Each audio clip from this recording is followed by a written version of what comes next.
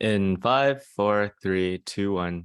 Hey everyone, welcome to another episode of the Moon Tea Podcast. Today we have Tanner Thompson. So Tanner is a really cool guy, and this episode is also really special to me. But just some of his accomplishments: he's the chair of the Norwalk Bike Walk Commission. He's on the advisory board. He's a software engineer at Google. He works on Google Maps. And a bunch of other things. And he's just a big, I don't know, maybe like a city nerd, kind of like someone who's really into walkability, transit, bike lanes. And welcome, Tanner. Thanks. I might call myself an amateur urbanist. I have no degree in urban planning or anything like that. I studied math, actually, but I like cities. I like learning about cities. Cool.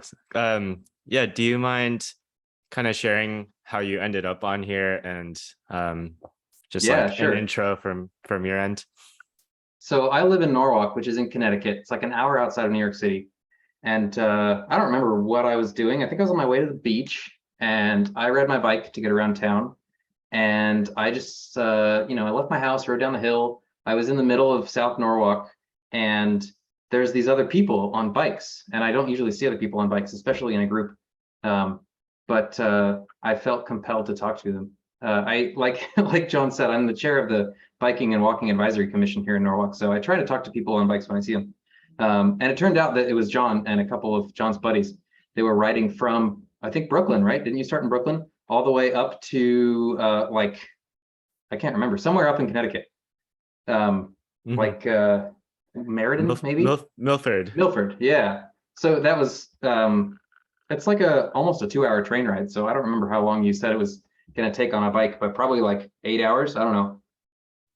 Yeah, I think the trip was about 7 hours for us, and we learned while doing the trip that turns out there are not great bike lanes.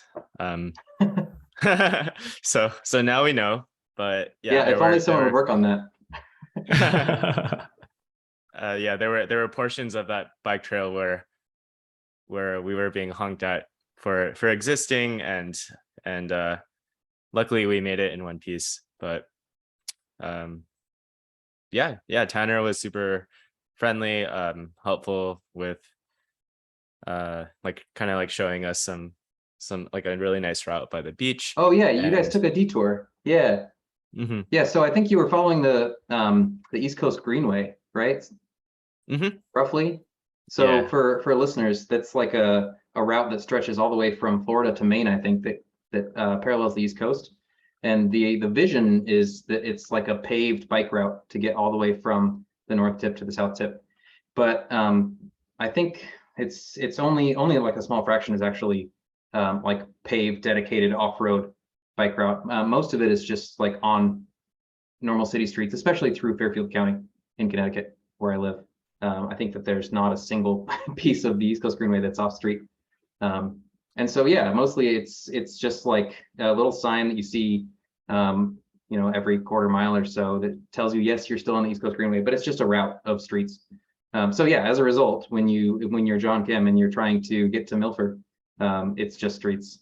So sorry to disappoint, but like I said, it would be great if somebody would work on that. And there are a few people that are working on that. So we'll get to that later, or we can get to that now if you want.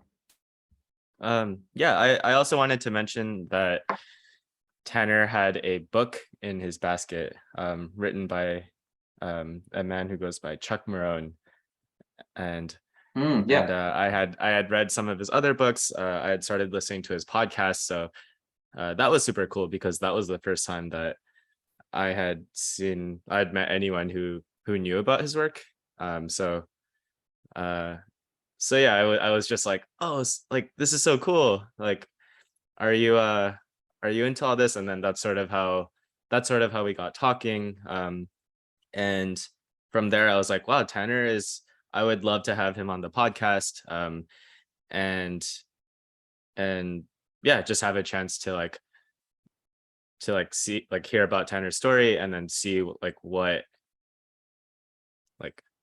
kind of stuff you're like looking to do. Sure. So like, where should I start? Hugh, where should he start? Just how'd you get into it, and then why public transport, biking, and where are you wanting to go from there? Yeah. So I'm going to start like way back. When I was a kid, I grew up in the suburbs of Indianapolis, actually. And so it's super sprawly. You know, it's central Indiana is just super flat, and so there's nothing naturally that kind of forms a boundary on the urban growth, and so it's suburban sprawl, and it's in its worst degree, right? There's just cornfields in every direction. So I lived in these suburbs in a single family home in a town that was on the more affluent side, and so as a result, or I don't know if it was a result of that, but the one good thing that had going for it in terms of urbanism, or in terms of there's a couple good things, I guess. But the big element when I was growing up is that there was a bike trail. There was an old rail right of way that had been converted 20 years previous, I think sometime in the 80s, to a bike trail. And it was like 3 miles long, and it went through the middle of town. And my house was close to it, and the elementary school was close to it, and the high school and middle school. And I think my parents did that on purpose because they wanted us to be pretty independent, or to be able to be independent as kids. And that's exactly what I did. We moved there when I was 8, and I don't remember a time in living in that town where I didn't have a bicycle, where I couldn't get around by myself, even as a young kid. A few years after we moved there, I had my dad's brother and a bunch of my cousins moved into town, and they lived on the other side of town, but also pretty close to this trail. And so I remember when I was like 11 or 12, riding my bike across town to get to their house, even to do things like mow their lawn. And only in hindsight now as an adult, when I look at kind of America generally, do I see that that's like kind of a privileged experience in terms of transportation. Like, not a lot of kids grow up in places where they just can't get around by themselves at all because they live on streets that aren't safe for them to bike. Their parents don't feel comfortable letting them outside. In large part, that's because of safety. That's because like there's not a sidewalk, there's not a bike trail, the cars are going fast, right? The parents don't trust drivers to see their kid. So I think the fact that I was able to get around on my bike and really get around like most parts of town. I remember being able to ride to the grocery store, for example, and ride to school at every level of school, and ride to multiple different parks. I think I realize now that was kind of an anomalous experience, or at least that's an experience that a lot of kids don't grow up with. So I was thankful for that, but I wasn't really, at the time, I wasn't thinking about this from like the perspective of an advocate, right? I was just a kid. I just wanted to ride my bike, and I wanted to get places. So I do remember thinking about like, oh, you know, it would be really cool if this trail connected to other trails. So I grew up in a town called Zionsville. Next to Zionsville is Carmel, and Carmel also has a trail that's similar called the Monon Trail, which is from the Monon Railroad. And that one actually goes all the way into Indianapolis and all the way up past Carmel, I think, into the next town up, which is, I think, Westfield. So I remember daydreaming about like, what if the Zionsville Rail Trail connected to the Monon Trail, and that would be so cool, and we could get everywhere, right? I could go everywhere. That was my dream. And I didn't even know about public transit. Or I mean, I knew conceptually about it, but I had no firsthand experience with transit, except for having visited New York City. Growing up, I had some cousins also that lived here, actually in Fairfield County in Connecticut. And so we came and visited them when I was young, and we went into New York City. And so that was my exposure to public transit. Anyway, fast forward to college.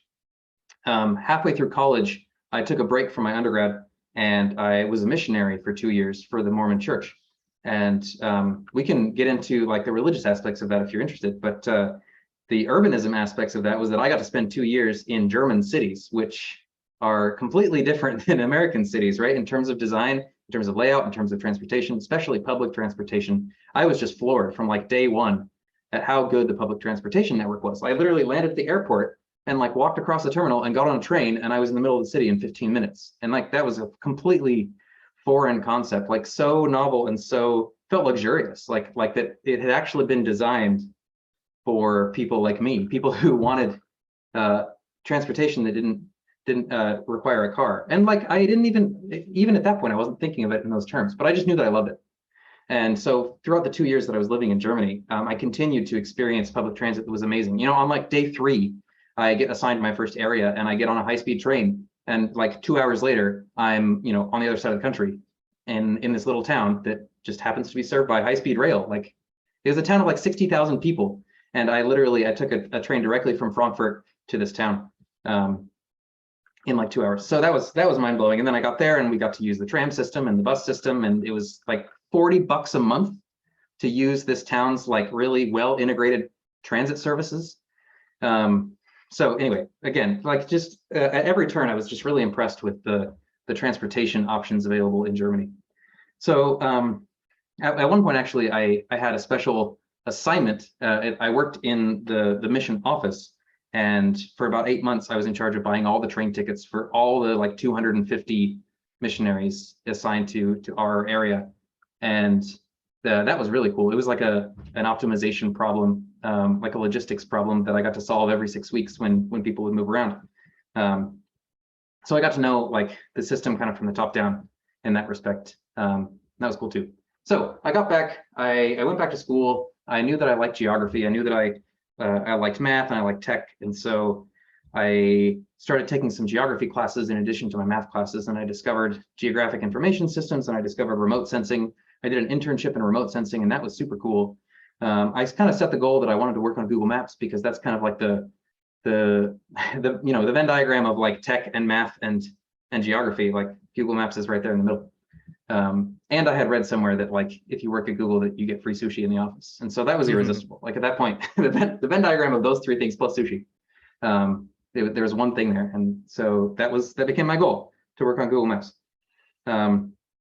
And it took a few tries. I worked at a tech company in Utah. I worked at a tech company, like a little consulting startup here in Connecticut. And then on my 3rd try, I got into Google. My wife and I had moved out here to work for that consulting company. And then at the same time that I got into Google in New York City, my wife got into Yale. She's a grad student at Yale in computer science. So we stayed in Connecticut. And that's kind of where I started to think about advocacy, because as soon as I started commuting into the city to work at Google New York, I started riding City Bike. I started using this bike share to get around New York, mostly to get from Grand Central, where my train came in, to my office, which is about 2 miles. And I remember just being so disappointed in the bike network. Like even in Midtown Manhattan, which is like the densest place in North America, right? Like the place where you would think it would be most logical for people to get around on a bike instead of a car, that you still had cars parking in bike lanes. You had the police parking in bike lanes, and many streets that just didn't have bike lanes at all. And I'm like, why is this? Like, why can't we have nice things? So I started to pull on that thread. Like, why can't we have nice things? Why can't we have like decent bike lanes? Why can't we get around safely in Midtown Manhattan or anywhere in New York on a bike? So that led me to Twitter. That led me to Bike Twitter, which is a raucous place. There's a lot of strong opinions and very dedicated advocates on Bike Twitter, and I'm part of it now. I'm definitely identify with Bike Twitter. But that's how I found it, just because I was so fed up with the infrastructure. This was summer of 2019. I started going to protests that I found. In particular, there was a string of deaths in New York in the summer of 2019, of cyclist deaths, that was high profile, and Transportation Alternatives, which is a big advocacy group, they put together a big protest at Washington Square Park, a die-in where I think like 1,000 people showed up, and you know, like everybody like laid on the ground for 10 minutes in protest of the city's kind of just inability to handle or to address these deaths, just cyclists getting hit on the street. So that whole summer was kind of radicalizing for me. I just started to see the city through new eyes, and also started to see myself as like somebody who could affect change, even just like a small level. But after that summer, you know, after just a few months of being involved in New York City, I started to think like, I don't live here. Like I work here, and New York is great, and maybe it's the greatest city in the world, even though they don't have bike lanes. But I don't live there. I live in Norwalk. I live in Connecticut. I live in the small city. Maybe I can have an impact there. And I don't even know what's going on there. I should at least find out what's going on there. So my wife and I both kind of felt this way for different reasons. And so we both went to a city council meeting, and they just happened to be discussing that day. They were appointing somebody to the Bike Walk Advisory Commission. And I was like, that sounds good. That sounds like where I fit. So I started showing up to those meetings, and long story short, there was a vacancy a few months later, and the mayor appointed me to fill the vacancy because I had been participating. And then after about a year, the chair, the woman who was serving as chair, stepped down and asked me if I would take her place because I was excited and because I think nobody else had the bandwidth to do the work of the chair. So yeah, that's how I kind of got into my current role.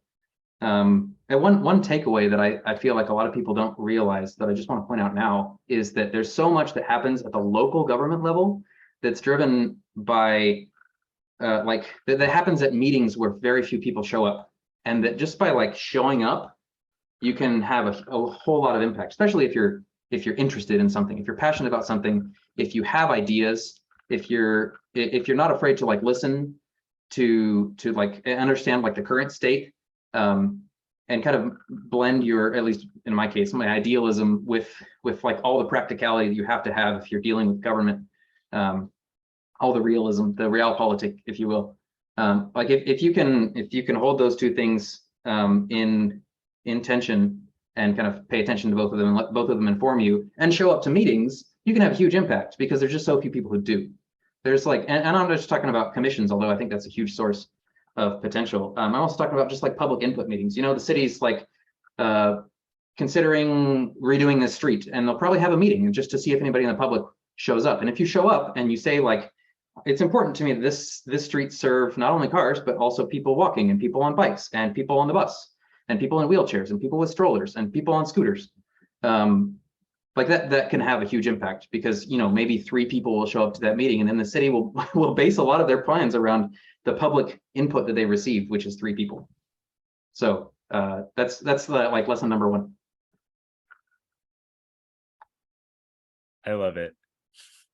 I love it. Thank you so much. Thank you so much for sharing. I was actually like, I think there was one big like underlying question that I was hoping to kind of like have as a conversation, which is I understand there are a lot of people kind of like frustrated about the way that our cities are designed, the way that in a lot of places you're only allowed to have like one house with like a certain size yard and all of that. And so yeah, so like I wanted to ask like, how does one get involved? And you mentioned like there are a lot of ways to get involved with local government. Do you know if most cities and towns have a bike walk commission? Is that something that's specific to Norwalk? Yeah. The answer is some of them do. I'm most familiar with the cities here in Fairfield County in Connecticut. Some do, some will have, like the commission that I'm on is like an official part of city government. Like its members are appointed by the mayor, and we don't really have any like political power. We have a small administrative budget. We don't have like a big budget. But sometimes you'll find cities that have a setup like that, like Fairfield here in Fairfield County has a similar setup where it's part of the city government. But it's also very common to find an advocacy group, especially in like a medium to large size city. For example, Stamford here in Connecticut. Stamford has an advocacy group. They don't actually have an advisory commission in the city government, but they have a very well-organized and active advocacy group called People Friendly Stamford, or PFS. And PFS advocates for non-car transportation, and they advocate for better housing policy. So, and those two, as I'm sure we'll get to here in a sec, those two go hand in hand. They, in fact, that Venn diagram is almost a circle. Like transportation policy and land use policy are basically the same thing. But I think more generally, to answer your question, it depends on the city. You know, like the city, the town that I grew up in was only maybe 12,000 people at the time. It's probably 15,000 people now. And as far as I know, they don't have any sort of advisory commission. But what they will have is they'll have a Department of Transportation, or you know, maybe a Department of Public Works. If it's a very small town, that might be lumped in with Public Works. And so if you're interested and you can't find an advisory commission, that probably means your town is small, and you can just go like set up a meeting with the Director of Public Works and ask them these questions. But in a larger city, I think you'll usually find something. That makes a lot of sense. And like you said, just like showing up to city council meetings. Yeah, Like just like sounds start like understanding how your city works. Like accomplishing any sort of movement in terms of city design, street design, planning, city planning, it's going to have to go through your city's government. And so if you don't understand how your city government works, even just like at a very general high level, you're going to need to, because that's how the change is going to happen. Yeah. Hugh, aren't you like a like on the chair of the Gilbert city? Like how did you get involved there? I'm wondering if there are some parallels.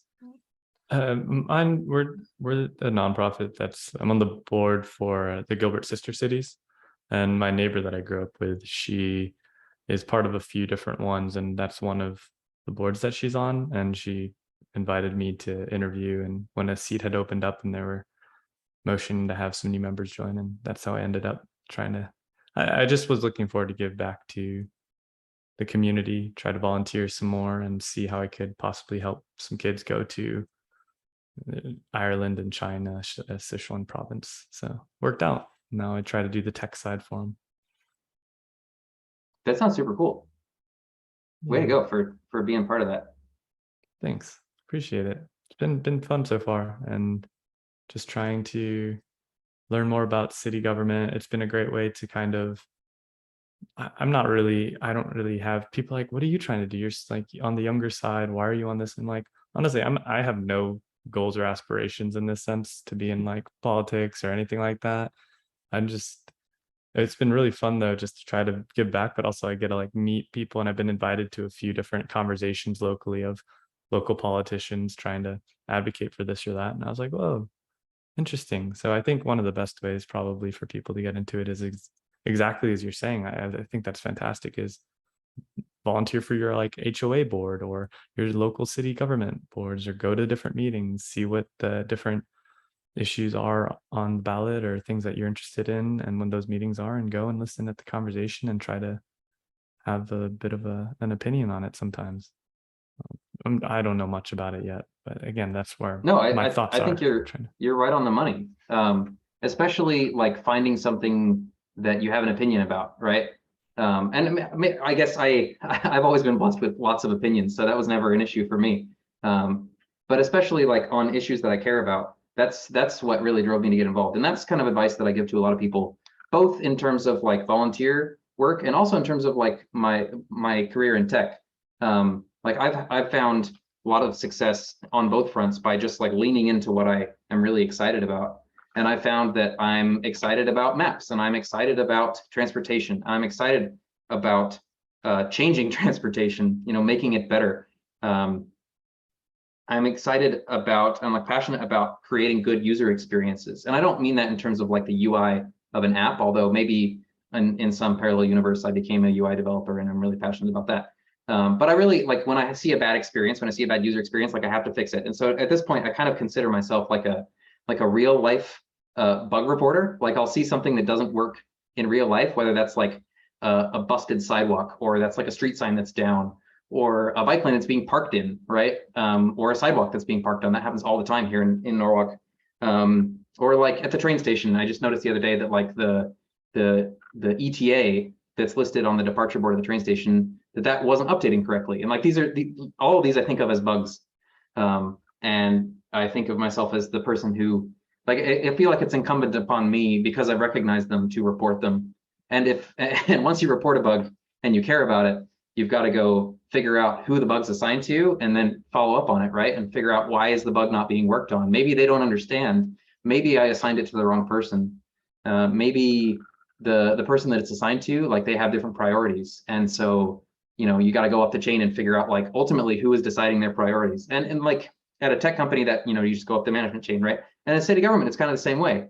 I've learned, actually, my experience at Google has kind of informed my advocacy, because it's a huge bureaucracy, and so is any government, right? So trying to figure out, like, who's responsible for this part of the product, what if that's Google Maps, for example, it feels very similar to figuring out, like, who's responsible for making the decision about our streets in our city. Is that the Department of Public Works? Is it the Department of Transportation? Or is it something that's shared between them? And so I have to escalate up to the mayor. I haven't done that yet, but it's a very similar process. I can tell you work in software because I've also done the same thing. I remember there was a website where they had like a form for returns, and the address for my parents' home has the Spanish enya, like with the Yeah. squiggle on top of the N, and that would like destroy the entire like form. And so I remember writing back to the company and be like, Sorry, my alarm's going off. oh, you good. There's a reminder for Tanner. You can check for updates once these. Yeah, so my Google Home's reminding me about something, but All good. I yanked the power cord, so it shouldn't interrupt us again. You good. But yeah, I remember just being like, oh, I am equipped to look into this. And I remember looking at the error messages and then kind of like writing down like, this is probably it. And then like emailing it to the customer service team, like, hey, can you like forward this to your devs?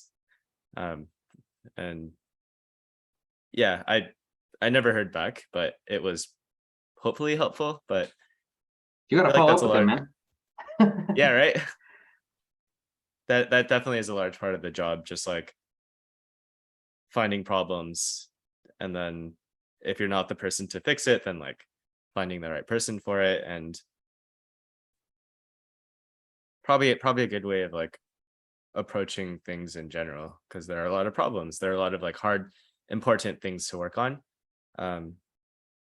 So I'm curious how you think about that. Like, do you have like let's take like Elon Musk, for example. He thinks some of these important problems are there's like we need humans to be a multi-planetary species, and we're getting screwed by climate change, so we need transportation to be sustainable. And he kind of just like started with that and is like working towards those. Like for you, what are some like kind of like some of those really big overarching problems? I know city planning is a part of it, but then do you have like other interests and like other things that you're kind of like working towards? Yeah, I mean it's evolved. The answer is definitely yes, but it's evolved over the months and years. Like when I very first started to get involved, it was literally like I just want to ride my bike. Like I just want to be able to ride my bike and not be stressed out that I'm going to get hit. You know, I just want to be able to get rid of my car. I want to be able to get across town without my car. But the more that I have kind of learned about why we can't, like I said earlier, why we can't have nice things, I realized that, like I've learned about all the different benefits of moving our cities away from being built around cars. And like they're all motivating to me, but I think like at like a really high level, to answer your question, like personally, like the big thing that I'm working toward, I guess like this is going to sound trite or cliche, but like I'm trying to find a way that I can make a difference in the world, right? That I can improve the world for the better. And I think that, like I said earlier, that like by leaning into the things I'm excited about, like I've found that those ways that I imagine I can make the world better are in transportation, in city design. I don't know, does that answer the question? It was a very broad question, so absolutely. I think some interesting things from like the Elon Musk perspective of having these large goals and working towards them, but also in a different way. Like I'm not a person that has these large types of goals either that one works towards. I like hearing from people like yourself as well, Tanner, where you kind of see the small details and you just like you're working towards those, the things that you find to be passionate, that you find passion in, and then also you find issues in that you can help build and improve upon for others locally. I think that's actually probably even more beneficial if most people did that than just trying to, solve world poverty. But, please do, people. But it is something that I don't I love that question as well. Just wanting to say I'm also a similar person that's like, I don't know what I'm going to do. I'm not going to solve world hunger, but at least I can help get a kid a free ride to Ireland to learn about friendship and what they do as a culture there so that they can become more worldly, like, I don't know. I think it's, and also, by the way, Google Maps is pretty much going to change everyone's life for the better if you find one single bug, and or add a reporting feature for a broken sidewalk or something. It's like, I love how technology, and especially people in technology, have that ability if they are going about it with empathetic design perspectives to improve the daily processes for people at scale. It's pretty awesome. Yeah, thinking at scale actually is something. I'm glad you brought that up, because I think that I learned a lot about that when I joined Google, and in hindsight, I can see how it impacted the way I think about stuff outside of work, like especially advocacy. Like I mentioned, when I got involved with this, I just wanted to be able to ride my bike safely, and I wanted to be able to catch the bus and rely on the train and stuff like that. But very soon after joining Google, I was exposed to this this mindset that is at Google and at a lot of tech companies, I'm sure, which is that like we can have more impact the more we can scale, right? And especially Google, that like everything you do is at Google scale. So it brings a lot of responsibility, but also brings a whole lot of potential impact. And so I think that like as that started to like seep into how I think about everything, I started thinking like, I could ride my bike today and that could have a good impact on the city. I could save some carbon emissions. It's like it got this marginal positive health benefit for me because I get to exercise. But and maybe like, taking the example of like somebody who's parked in the bike lane, right? Like I could go like knock on the door of the house that's there and ask the person to move their car, right? Or like leave a sticky note, or report it to the police, right? But like that's a very small impact. It's very local. It's good because those are the actions that need to be taken in order for change to happen. But once I understand like how things work on a larger scale, I can start doing things like setting up a meeting with the police chief and asking him like, do you have a systematic approach to like ticketing people who park on the sidewalk, ticketing people who park in bike lanes, or like even taking a step farther back to focus on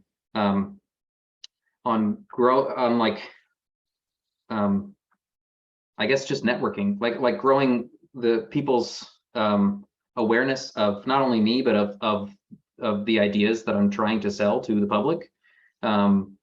Just kind of developing an atmosphere of like positivity and excitement around transportation reform, so that when I do go to the police chief, I can say like, hey, all these people are on board.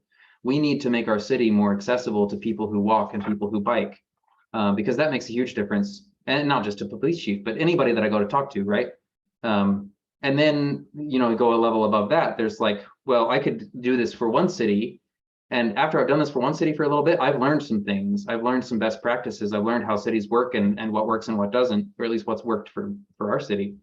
And so more recently, I've started to network with cities around Fairfield County, right? Like I showed up to a people-friendly Stamford meeting, and I showed up to like a Fairfield Bike Walk Commission meeting. And that has helped to spread best practices. I'm shown up to like Bike Walk Connecticut, which is kind of a statewide advocacy group. I've shown up to their meetings and given my perspective. I've showed up to like the Connecticut Commuter Rail Council, which is kind of an advisory board for rail transportation in the state of Connecticut.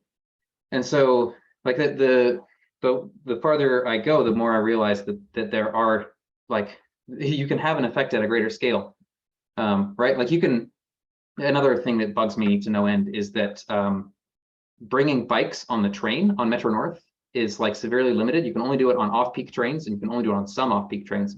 But what bothers me is that, because that makes sense when your train's coming out of Manhattan and it's full to the brim of people, right? There's no room for bikes. But once it gets past Stamford or past South Norwalk, like the train is kind of empty every single time. Like you can predictably guarantee that there's going to be room for bikes, but the train is still considered a peak train, and so you can't bring your bike. And like one way you can deal with that is that you can just like be a scofflaw and bring your bike on the train, which I did this morning, actually. Don't tell anybody. But you can also like have bigger impact by like bringing that up, which I did. I went to the Commuter Rail Council meeting, and the president of Metro North was there, and I was like, hey, here's an idea. You should let bikes on the train once enough people have gotten off. And I got to follow up on that, speaking of following up, because it hasn't happened yet. But, you know, like if that could get adopted, then lots of people, that would unlock commutes for lots of people. For example, just anecdotally, for example, there's a woman that I know from Twitter who lives up by Danbury, which is about 45 minutes north of me, and works here in Norwalk at the community college. And she takes the train down from Danbury and then walks like 2 miles to the community college, or takes the bus. But during the pandemic, when all the peak trains were canceled and they were all off peak, she brought her bike, and it got to work way quicker. And once they brought back the peak trains, she couldn't do that anymore. Even though the train from Danbury to South Norwalk is always empty, it's like predictably empty. It's not very high ridership, but because it's considered a peak train, anyway, you get the point. My point is that there are people who would use this, who would, whose lives would be improved, who could, you know, either save time or maybe switch from driving to taking the train if they could bring their bike on the train at a time when it's very reasonable from a practical perspective to do so. And all that needs to be changed is the policy. So I guess what I'm getting to is that by focusing on policy, you can have effects at scale. That makes a ton of sense. Huh. And it's not like you started with thinking about, oh, I need to do this and this with policy. It was like, I want to ride my bike safely. Oh, like what are the organizations that are like responsible for this? And so yeah, that is great. You wrote on the forum, riding every kind of bicycle. I'm kind of curious what bicycles you have, like, and if you have a cargo bike, like how did you go about finding one? If only. I would love to have a cargo bike. So right now there's a pretty strong limiting factor, and that is that I live in a townhome and I don't have a garage. Maybe this is a good segue into land use, because the reason that I don't have more bicycles right now is because of my local zoning regulations. But let's put a pin in that, because first I want to answer your question. Currently I have one bike and my wife has one bike, and we keep them in the living room. I have a gravel bike, which is really good, like all-purpose kind of bike. You can go on long road rides, you can go off-road. It's a great commuter bike, and I use it for all of those things, but mostly just for getting around town. The only thing I don't like about it is that you have to lean over pretty far, right? Like as opposed to like a beach cruiser or a Dutch bike, like the standard bike that people use to get around the Netherlands, which for the uninitiated has one of the highest rates of bicycle ridership in the world. Dutch bikes are shaped very differently, where you sit up and the handlebars are closer to you and they're much farther above the seat. A typical racing bike, like the seat will be at the same level or higher than the handlebars. But a Dutch bike, like the handlebars are way up here and the seat's way down here. So you actually can sit up while you ride. And there's a lot of benefits to that. One of them is that it's like more comfortable.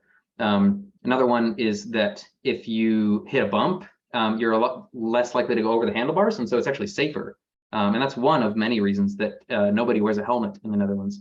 There's also a lot of good infrastructure reasons, like that cars and bikes are very well separated. But in the Netherlands, as a result, people talk about biking as if it's just walking, but with wheels. They actually have two different words in their language for somebody who's like racing on a bike versus somebody who's just biking to get around. And the former, the one for somebody who's racing, is a wheel runner, or literally a wheel runner. Because like it's more analogous to running, right, or to sprinting, whereas people who are just riding to get around, they're not exerting themselves. They don't consider it exercise. It's just like walking, except you're going a little bit faster. So anyway, that's a digression. I have a gravel bike. My wife has like a commuter, which is a little bit more like a Dutch bike. She sits a little bit more upright. Neither of them, though, are cargo bikes. Neither are electric. But yeah, once I can resolve my zoning issues, my plan is to build a shed in the parking lot and store, 3 times as many bicycles. I don't know. Probably start with one in that shed. And my goal for that one, my plan is for that to be an electric cargo bike. Probably a long tail, which again, for the uninitiated, a long tail is like a normal bike, but the distance between the back wheel and the seat is a lot longer. And so that allows you to put a seat if you want to put like another person on the back, or bags for cargo, or there's even some longtails that have a bucket that kind of straddles the back wheel. So there are options there. That's probably what I would do as my next bike. The one after that, though, might be what in the Netherlands they call a bakfiets, which translates to box bike. And that's, you may have seen these before. Sometimes they're an actual bicycle, sometimes they're actually a tricycle because they have two wheels out front. But the idea is that between the handlebars and the front wheels, there's a big box, a big bucket. And the handling is much different. But that's like the standard way that, like in the Netherlands, like a parent with children will like cart multiple children around is in a bakfiets. So yeah, whenever my wife and I have kids, I look forward to being a bike dad and sticking all my kids in a big bakfiets and riding around Brooklyn or wherever I'm living. That's my goal. Like that's been the vision for a couple of years at least. So you would never, like, you're just not planning on having a car? Is that? Oh, well, no, not necessarily. I have a car now, or at least my wife and I share a car. It's a 2008 Toyota Yaris. It's still chugging along. It's nothing special, except it's special to us because it fits all of our needs. And I drive it as little as possible, but still drive it sometimes. Like we still go to church every Sunday, and because of poor urban planning, our church is in New Canaan and it's only accessible via car. It's 5 miles away. I bike to it sometimes, but I don't really want to show up sweaty in my church clothes to church, and nor does my wife. So we drive to church. But like in the long term, if we had electric bikes and it was like a nice day, I bet that we could probably do it.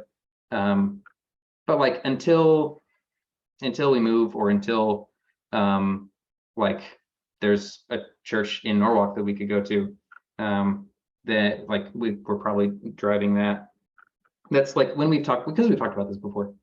That's like in the short term, like in our present lives, that's the thing that probably keeps us driving most regularly. But we also, like, we don't live in a place that is as conducive to living without a car as I'd like. I mean, that was the whole that's the whole subject of the first half of this podcast, right? Still working on it. Still working on improving Norwalk. But yeah, I would love to get rid of my car for the financial reasons, right? Like we paid off our car a long time ago, so we don't have to worry about the car payment. We still have to worry about the insurance, right? And we have to worry about the repairs. Like it's an older car, and so we still sink like $1,500 a year just into repairs, just to keep the thing running in like a state of good repair. And obviously there's the gas, right? But there's other costs associated with the car that people don't usually think about. And that is, for example, the built-in cost of the parking spot at the place where you live. Like I was saying, I mentioned zoning a minute ago. Where my wife and I live, we have a townhome, and it's in a little complex of like 13 units. And that complex has a parking lot. And that parking lot has about 19, 20 spots. So there's maybe 1.5 spots per unit. But that parking takes up land, right? And so if when the townhomes had been built, they had been built in a place where people didn't need to live with a car, or maybe needed to live with fewer cars, then less land would have been required, and land is expensive, right? Or alternatively, the same land could have been used to build more units of housing, and could have housed more people, and also the developer could have made more money by selling more units. So as a result, the more parking that your housing has, like the higher kind of the built-in cost of that housing is, because you're paying for the land that it's on, or you're paying for the parking garage, like a little slice of the parking garage where your car is, right? In like Manhattan, this is decoupled, right? Because all this housing in Manhattan was built way before cars, and so there's no parking spot, there's no parking garage. Instead, if you want a car, you have to pay market price to park the car somewhere, and that market price is like ridiculously expensive. It's like what, $500 a month to park your car in Manhattan in a garage. But that's because the land is valuable, right? It's because that's what people will pay that, and that's the amount of money that the garage needs to charge in order to cover their costs. Or maybe they're upcharged, I don't know. But you see my point, right? That like if you can decouple the cost of housing and of parking, you'll find that parking is like an appreciable part of that.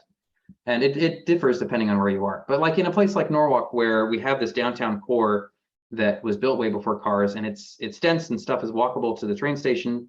Like land values are quite high, and so if you can dispense with your parking, like imagine if you own an apartment building that sits on half an acre, and then you have half an acre of parking. If you could sell off that parking, you could make a ton of money, and maybe build more housing, right, and house more people, and bring down at scale, if you do this all over the place, bring down the overall cost of housing by adding to the housing supply.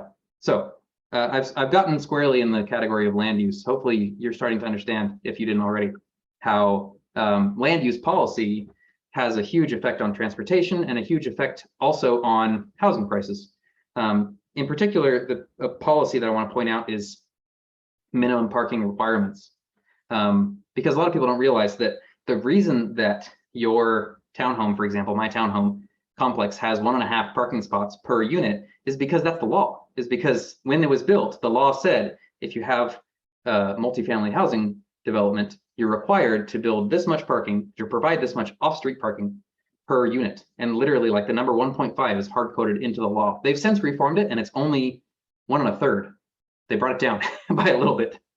And so as a result, that's what would potentially allow me to put a shed in one of my parking spots, because it would consume the parking spot. The parking lot would effectively get smaller, but it would still satisfy that legal requirement. But not everybody could do that, because if everybody did that, there would be 0 parking spots and we would no longer be conformant with the zoning code. So that keeps people driving cars, because they have basically no marginal cost to owning the car or continuing to own the car, because they've already paid for the parking spot. It's built into their housing payment or their rent. So I know that was a long segment, but yeah, I really am I'm convinced that land use policy is like very undervalued. It's underrated as a source of potential reform. Actually, I brought this book. I'm reading a few books right now, but one of them that's about land use policy is this one. It's called Arbitrary Lines: How Zoning Broke the American City and How to Fix It. It's by M. Nolan Gray, and he's an urban planner in LA. He used to work for the city of New York. I think he did a PhD at UCLA. But it's essentially a history of zoning, an overview of how zoning works, and then an argument for why zoning is flawed. And ultimately, his thesis is that we would be better off if we completely got rid of zoning than we are now. Perhaps the optimal solution is somewhere in between. But he argues that the other end of the spectrum, having no zoning at all, is better than where we are now. That's fair. For what it's worth, I am reading that book right now. You are? So, no way. Yeah. That's great. Love to hear it. Yeah, I really enjoy it, and it was interesting because this is my like first foray into learning about zoning, and I was talking to my friend who used to work for the city government in San Francisco, and I was just like, zoning sucks, just hating. And he basically pointed out that like there's zoning everywhere, and a lot of it is for good reason. And we have that obvious example of like, we don't want a factory next to homes. And I guess in the book he also talks about how instead of like this overarching zoning, like you can just have like neighbors negotiate with one another and like work things out. Yeah, like there are alternative policy solutions to that problem. Like zoning is, if everything is, if all you have is a hammer, like everything's a nail, right? And so zoning has kind of been used like that to treat every single different ill, and a lot of those ills unfortunately have been things like having poor people in your town, and people have used zoning to deal with that perceived problem by just pricing people out. Yeah, if I was a king of a small town, like I would love to like use zoning for my advantage and just have like parking maximums, like yeah, do all kinds of things.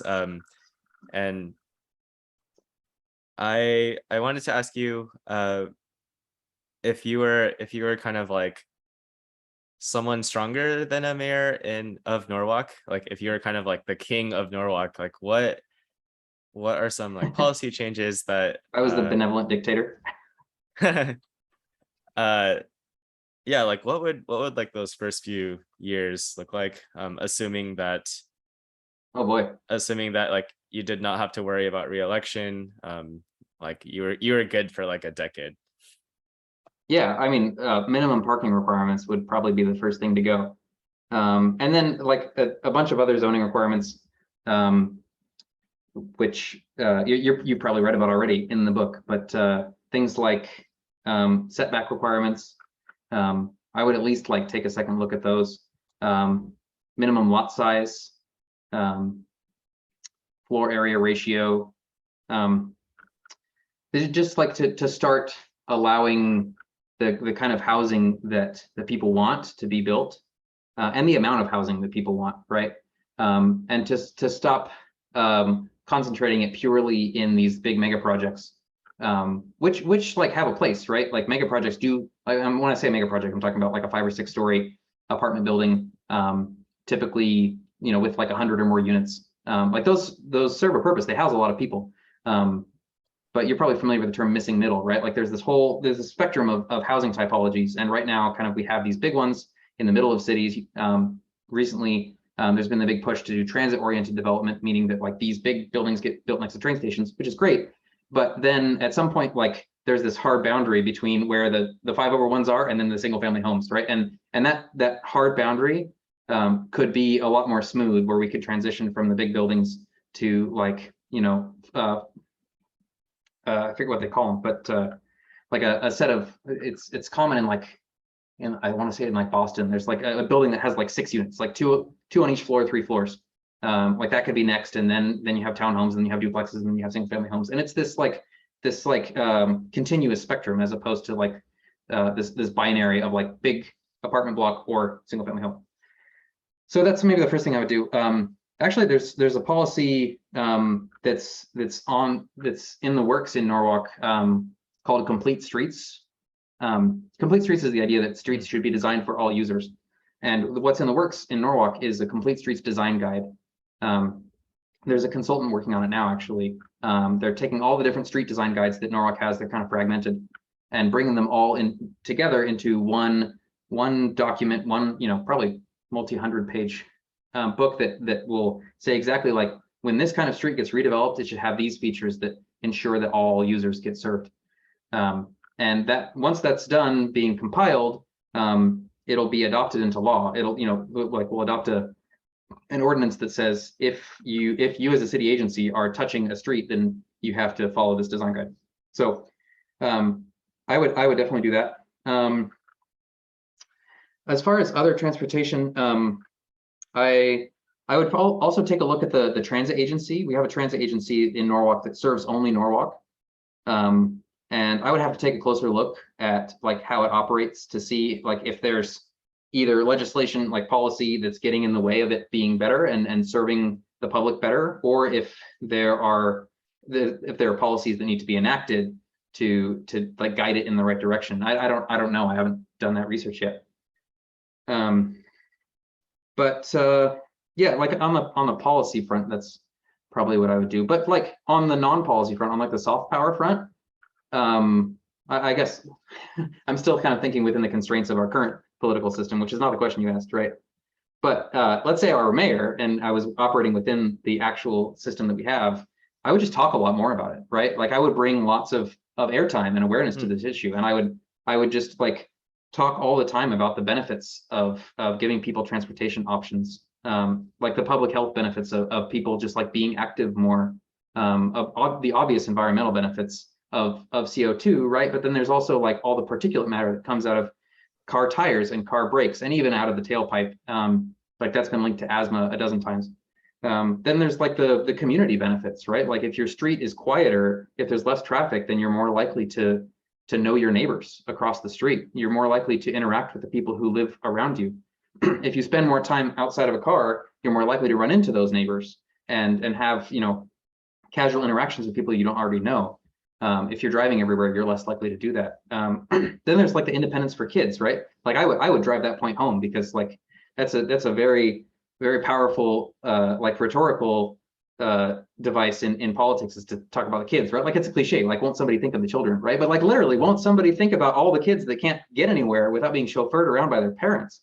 Like the kids are sick of it, and the parents are sick of it too. Like I was literally at dinner with a friend of mine who has like 3 or 4 kids, and she's like completely unprompted. She's like complaining about how she's like tied to the van or the SUV. I don't know what kind of car they have. They're tied to the car because she's like just shuttling her kids around. Like as soon as school gets out, it's like all evening, every weeknight, she's just shuttling kids. And I'm like, you realize there's a better way. Like your kids could drive themselves if they just had like a street where they could bike on, right?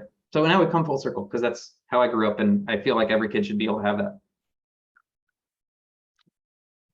I love it. I am on the same page with you on a lot of those things, and yeah, I think hopefully a lot of the people listening are at least slightly more aware of how land use policy, about how local government kind of like influences how streets are designed, how housing gets built, and hopefully we can make a small positive dent in the world of walkability and transit and protected bike lanes and all of that. And yeah, Tanner, I'm sure we could like talk for another hour. Like we didn't even go into the LDS part, or like your mission in Germany, or a bunch of other things. But yeah, thanks so much for coming on. And we ask all our guests this, but do you have any words of wisdom and parting thoughts?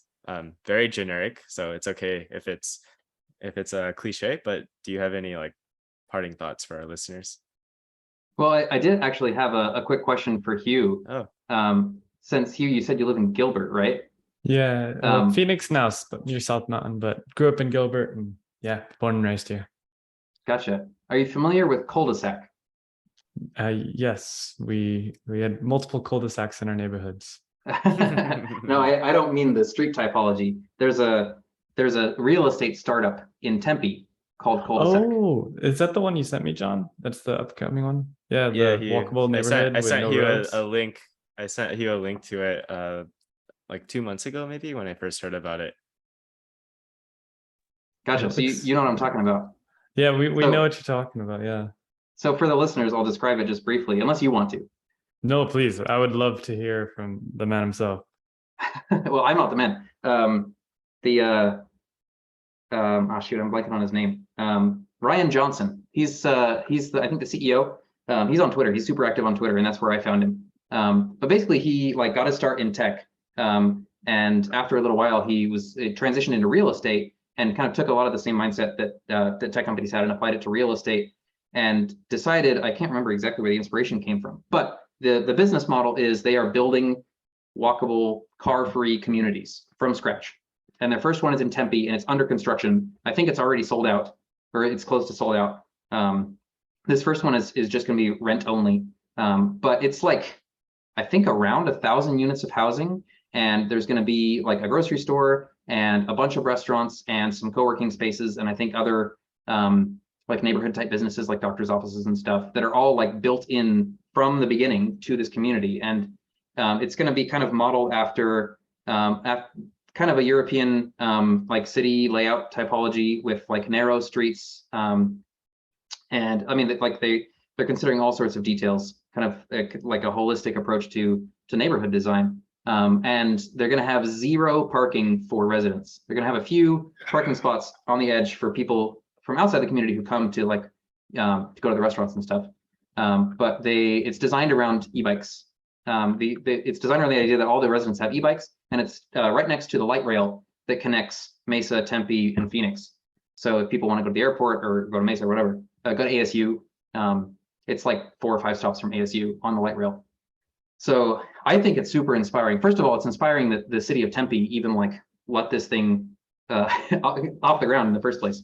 But from what I understand, as far as Arizona goes, like Tempe is by far the most progressive when it comes to city government.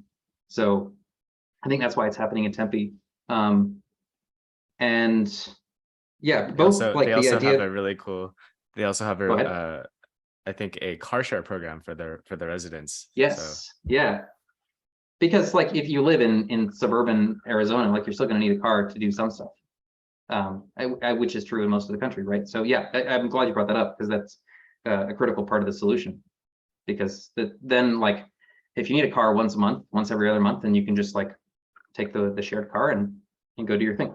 So yeah, I'm glad that Culdesac is on your radar. I hope that when it gets built, that you will go visit it, take a look at it. I don't know when I'll get the chance to see it. I haven't been in Phoenix in like 10 years. But maybe when Culdesac opens, I might have to go out there and pay a visit, especially because like all my family's in Utah, so it's just a quick plane ride down from Utah. Anyway, I go to the website like every 2 months to just check on the progress. See their updates. Yeah, I get their I love it updates as well. Yeah. I follow them on Twitter and on TikTok, and they have like a decent TikTok presence. So they like a lot of drone footage of their construction, which is always fun to see. Gosh, I love it. That's so cool, Tanner, that you know about that. And yeah, I'm definitely quite a newbie with regards to the whole conversation of urban planning, urban design, and what I'm a bit sad we're running out of time. I would have loved to hear more about your thoughts on what good urban design is defined as in a certain sense. But with that, I am actually learning more with a friend locally on the last mile transportation problem. Yeah. And just how does Arizona, especially, I'd love to dive more into that over time too, right? Like the East Coast, it's a bit humid, but the temperature is not as volatile in the summers. And how Arizona, I sometimes do wonder, I love the idea of bikes. I love the idea of local transportation and urban transport that is non CO2 inducing, but it is also really hot.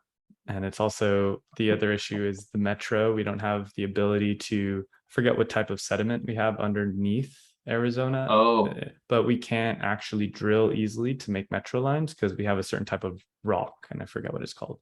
gotcha. And so now we're building on land, and I keep trying to find the answer to what is an optimally designed solution for Arizona, especially as you're talking about land use issues, parking, zoning law issues, and Arizona just builds out, right? And especially Phoenix and the greater Phoenix metropolitan area with about 6 million, it's just such an interesting conundrum of, one, we're kind of LA. We don't want to be LA. We don't want to have the issues that LA is having because they did not design as, I'm hearing actually better things the more I ask about it, because everyone talks negatively about the public transport system of LA, but supposedly it's even better than, and very underrated. But Yeah, that is they've built out a TBD. lot in the last like 10 or 20 years. Yeah. I want to give LA a shout out as someone who used to sit in traffic for 2 hours a day. I want to give LA a shout out for having one of the most ambitious transit expansion plans in the country. So. Yeah, word. I love it. I hope they execute. Last time I went to the airport and tried to get to like Anaheim for Disney, I tried to use the public transport system and they didn't even tell me that the trains weren't coming. So next year there will be a people mover. It's about 30 years too late, but I'm glad that it's happening. What, from LAX to the light rail, right? From LAX to one of the metro stations. I don't know which one it is. But yeah, for context, right now, if you land in LAX and you take the quote unquote public transportation to a subway station, like let's say Union Station, you sit in what is it called? You sit in a bus and you sit in traffic with everyone else. And it's really sad whenever I see it. Yeah. Like they don't even give the bus a dedicated lane. Like the bar is on the floor, right? But then again, like New York also refuses to do the same thing. Like LaGuardia doesn't have a subway connection or an air train connection, and they advertise the buses. There's multiple buses, like express buses that go there, and they don't have dedicated lanes, and so they get stuck in the same traffic. Anyway, you get it. And I know that we're out of time.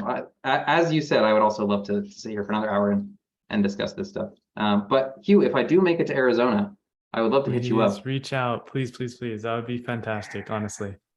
Really. And we can continue the conversation at that point, if not sooner. Absolutely, without a doubt. And I do think like one final thing to ask you before we head out that we also can ask people is, as someone who is working on a lot of different things and or has a lot of causes that you're supporting, is there any type of shout out you'd like to give, or micro ad that's not paid for to any type of book, community, NGO, nonprofit that you'd like people to look up and get some support to? Also, how to join Bike Twitter. How to join Bike Twitter. Okay, well that one's easy. Follow me because I retweet people all the time. My Twitter handle is @a-whole-lot-tanner, or if you just search for Tanner Thompson, I'm sure you'll find me. I already gave one book a shout out, right? I gave Arbitrary Lines a shout out. But there's another book that I'll give a shout out, and that is Walkable City. This is like a great place to start. The guy who wrote this, Jeff Speck, is kind of the face of the movement for walkable cities. He was trained as an architect. He's now an urban planner. He wrote this book 10 years ago. Actually, if you're going to buy this book, wait just like 3 months, because in November, the 10th anniversary edition of this book is coming out, and it's going to have 100 more pages of content, all the research that's happened in the last 10 years. Some of the stuff is actually like going to be contradicted, like stuff that he wrote 10 years ago that actually isn't true or isn't true anymore. In particular, there's a lot of stuff about bikes, and there's a lot of stuff about trees, about street trees. We didn't even get to cover street trees, but suffice it to say that street trees are amazing. They have myriad benefits, and it'll be in the 10th anniversary version of this book that's coming out in November. So yeah, read that, follow me on Twitter, and then biggest call to action is just like go to your city council meeting, or if you can find an advocacy group, just find one of their meetings and go to it. Sometimes an advocacy group will have like a happy hour. They do that in Stanford here. People Friendly Stanford does. So like find a happy hour and go like get drinks with these people who care about this stuff, and just like let them tell you about what's going on and find a way to get involved. As we like to say, you heard it here first, probably. That's awesome. Wow. What an incredible day. I'm pretty sure every single person listening and ourselves learned quite a few new things today. So just want to say thank you so much, Senor Tanner Thompson, for coming on to the Moon Tea podcast. This is a podcast to those who are tuning in for the first time, a podcast where we talk about craft, community, and building meaningful careers. Please reach out at moonteapodcast@gmail.com if you have any suggestions on how we can improve, or any additional people that you think might be interested in joining to come on the podcast and show to talk about any platform or thing that they want to advocate for. With that, again, Tanner, thank you, and everybody else, tune in next time. See ya. Thanks, guys. It was a pleasure. See ya. Peace.